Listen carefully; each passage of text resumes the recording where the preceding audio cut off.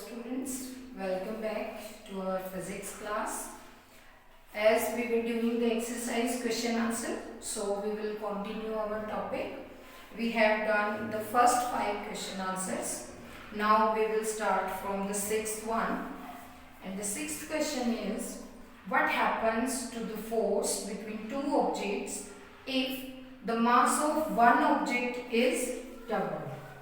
That means, how we will solve this question? This is our question number 6. The gravitational force between two objects is G, mass of first body, mass of second body divided by distance between them. So our first change is, if mass of one object is doubled, suppose in place of m1 I am writing it twice of m1, then what will be the new force? The new force is G 2m1 m2 by r square. So how we can write it? We can write the numerical value at the front. It is G m1 m2 by r square.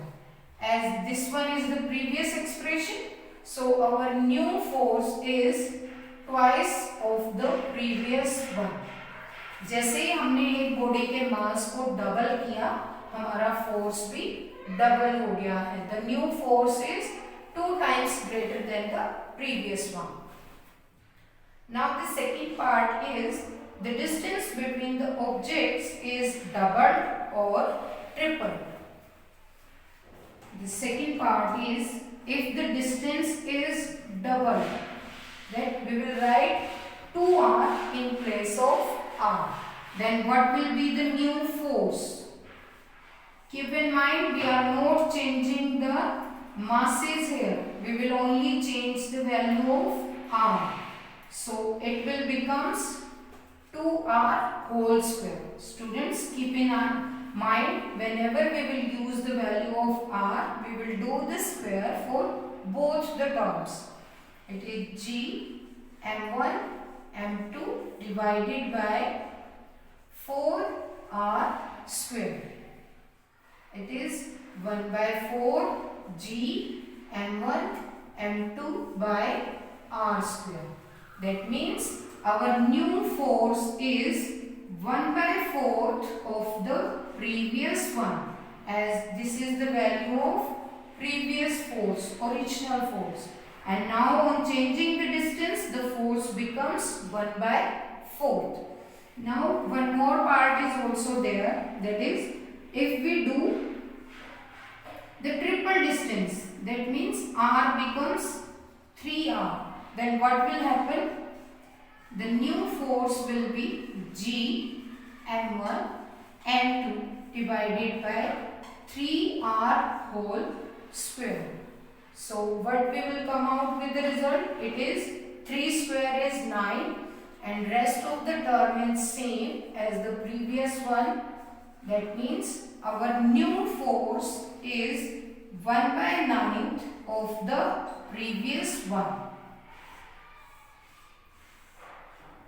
Once again, students, I am reminding you that whenever the value of r is changed, you will do the square for the complete term, not individually. That we will write here 3r square.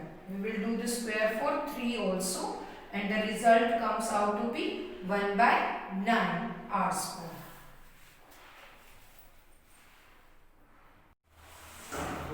Now we will do our next part of 6th question, that what will happen if the masses of both the objects are doubled.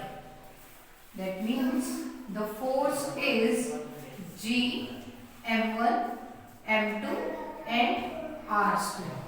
In the previous case, we have doubled the mass of first body only. If we will do the double of mass of both the bodies, that means m1 is also written as 2m1 and m2 is also written as twice of m2. Then what will be the new force? The new force now G 2m1 multiplied by 2m2 and r square.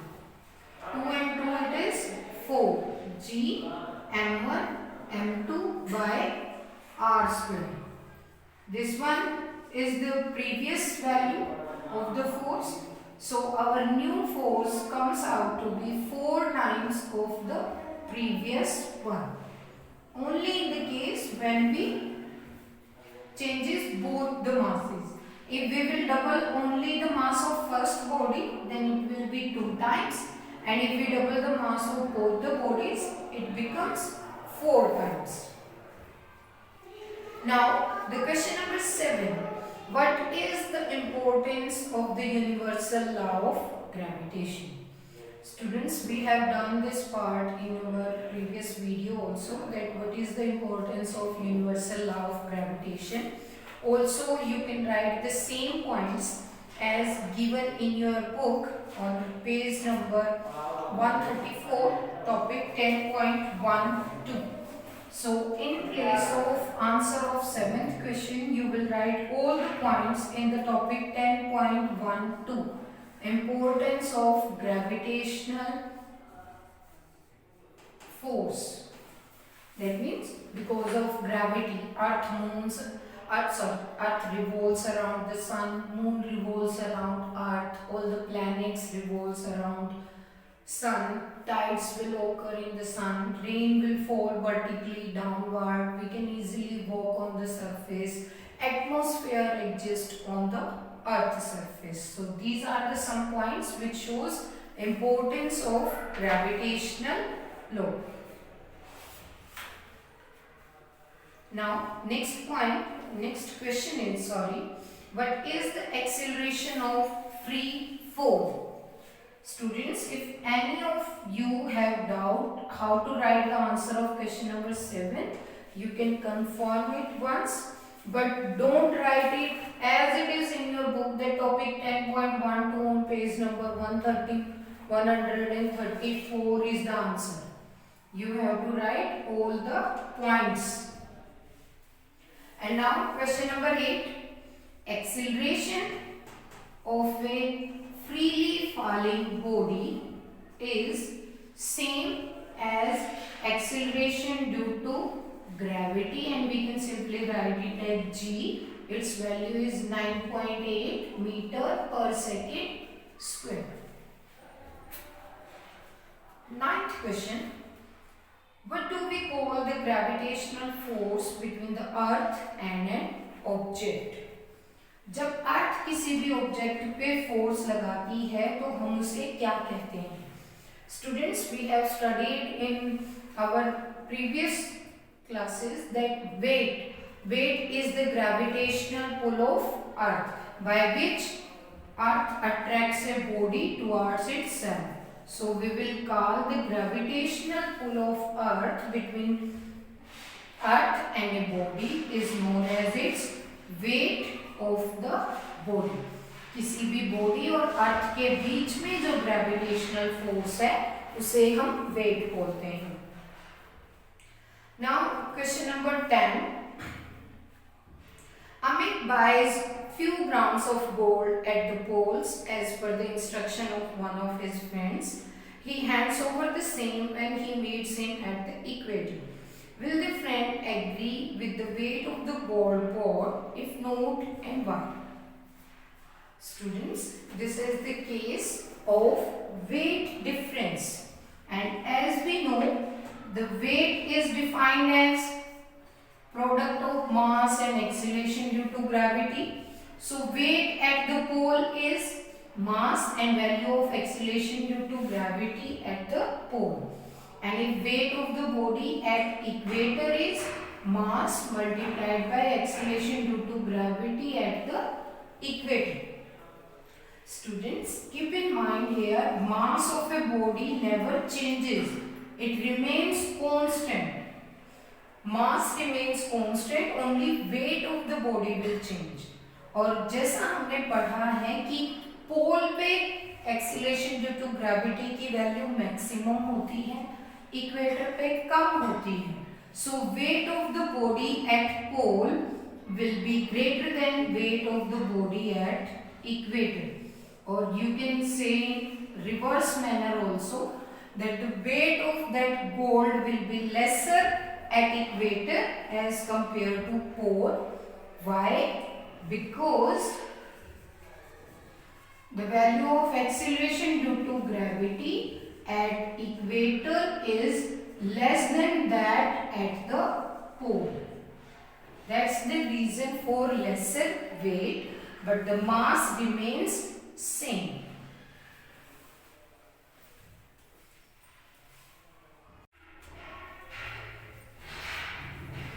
Hello students.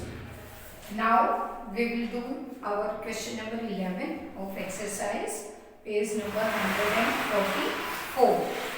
The question is, why will a sheet of paper fall slower than one that is crumpled into a ball?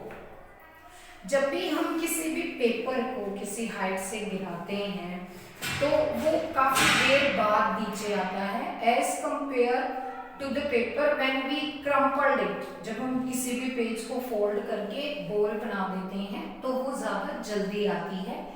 Why? As we know, the value of acceleration due to gravity is same for both, so they both will come on the same time. दोनों को same time पे नीचे आना चाहिए, पर ऐसा नहीं होता है. Because of air resistance, how we will answer our question number 11? Because of air resistance, the paper will come later on earth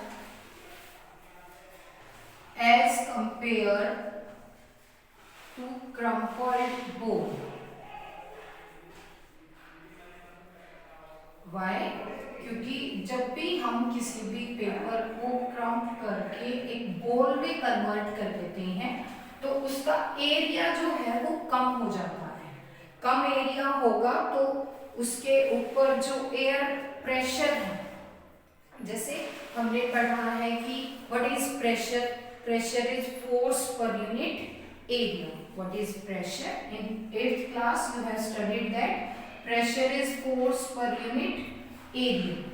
If pressure is same, air is same, then if smaller is the area, smaller is the force. जितना हम paper को krump करके एक ball में convert कर देते हैं उतना ही उसका एरिया कम हो जाता है. कम एरिया तो उसके ऊपर फोर्स भी कम लगता है. तो एयर फोर्स अगर कम लगेगा तो वो ज्यादा जल्दी नीचे आएगा. Students, keep in mind, in this case you will never say that the mass of the crumpled ball is greater than that of the paper, because paper is same paper था तो mass भी same होगा. Just because air resistance affects the paper, it will come later and the crumpled ball will comes down faster.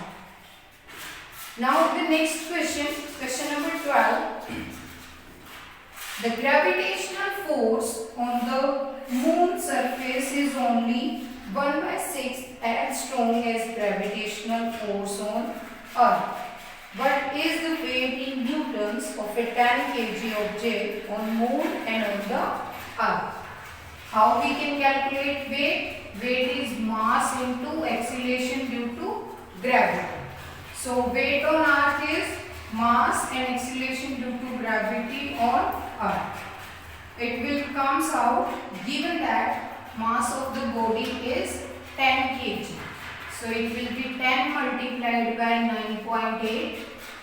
It is 98 Newton, because the value of acceleration due to gravity at Earth is 9.8 meter per second square. Now we will calculate the weight of the body at moon. It is mass multiplied by acceleration due to gravity at moon.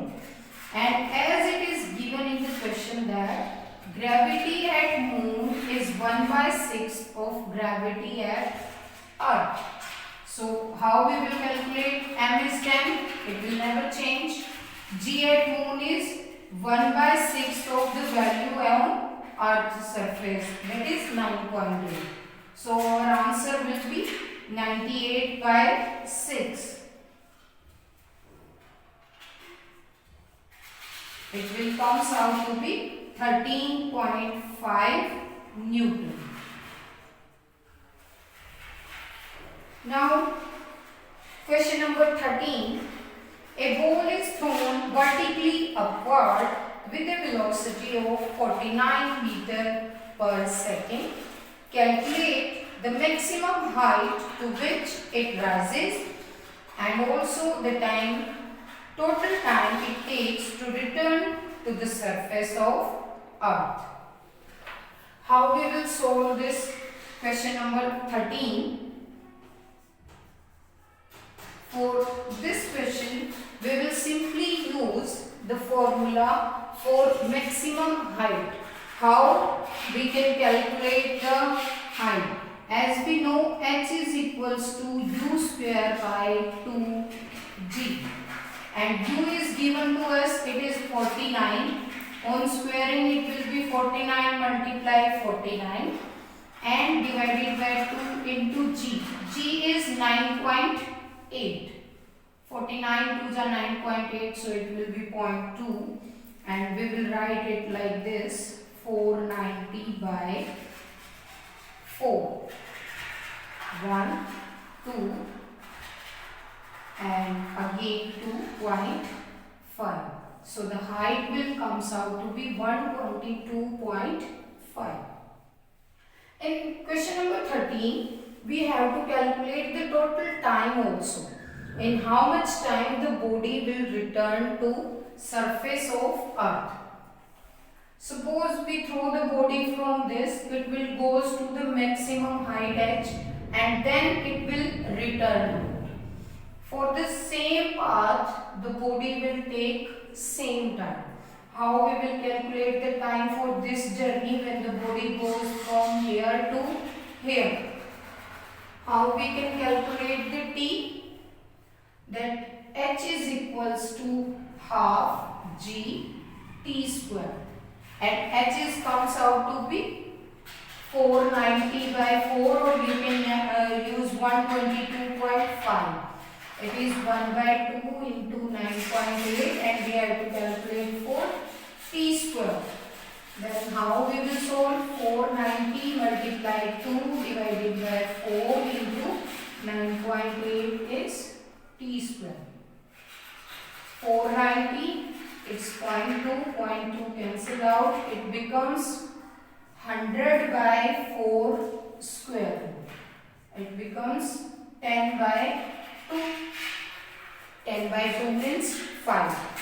5 second हमें ऊपर जाने में लगते हैं और 5 ही second हमें नीचे आने में लगते हैं. Then what will be the total time? The total time is 5 plus 5, it is 10 seconds. This is the answer for our second part for question number 13.